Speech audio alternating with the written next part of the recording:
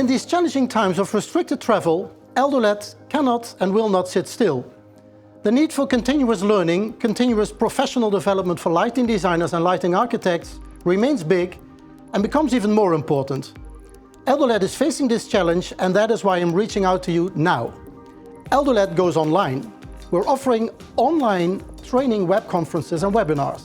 Here's what we have on offer for you today. How to specify tunable white light, dynamic white lighting. I don't need to tell you that work of a lighting designer is much more than to choose the right fixture. In fact, that is the very last thing that needs to be done. Light has a major impact on the well-being of human beings. I'm sure you will agree with me that we are only scratching the surface when it comes to knowledge on this topic. But one thing is pretty clear. Daylight, that's good for us.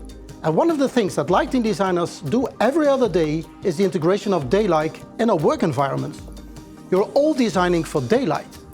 Is there access to sunlight? Is there a view out? The human body needs that. The human body needs light, but it also needs darkness, the circadian cycle. The sun shines from above and campfires burn from below. We used to have torches and candles to illuminate the darkness. And only 150 years ago, electric light was invented. Today, with a digital LED, technical possibilities are unlimited to create very vivid and circadian light. I'm sure you know our story about dimming and flicker.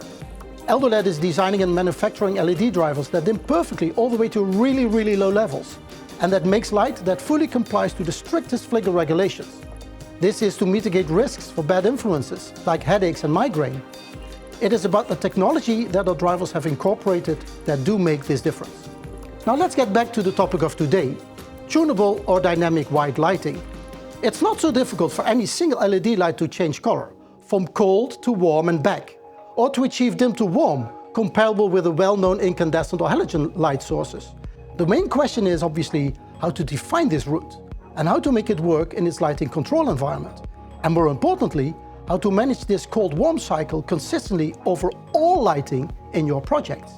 Let's take the lighting in a hotel room as an example. How to make sure that light from the downlights give exactly the same color-changing behavior as the light from the linear cove lighting. Well, that is tough, and that is a major challenge. And this is exactly what my new training is all about. How to really specify dynamic white and tunable white lighting. It's a lesson on the definition of colors. I'm going to take you back to high school with the physics lessons. What is color? How is it defined? How is it seen by human beings? Is degrees Kelvin a good method? How was dynamic lighting specified and organized in the past? And how do we do it today? And what will the future bring? I will further teach you about new lighting control standards that help you specify dynamic white lighting better, such as the new standard is DALI-2 DT8. Is that the holy grail, or do we need something more? It won't be a surprise that you need something more. I will tell you and teach you about Lightshape, the eldoLED method of creating true consistency in color perception over different kinds of LEDs. It is true color science embedded in the LED driver. It's all about consistency.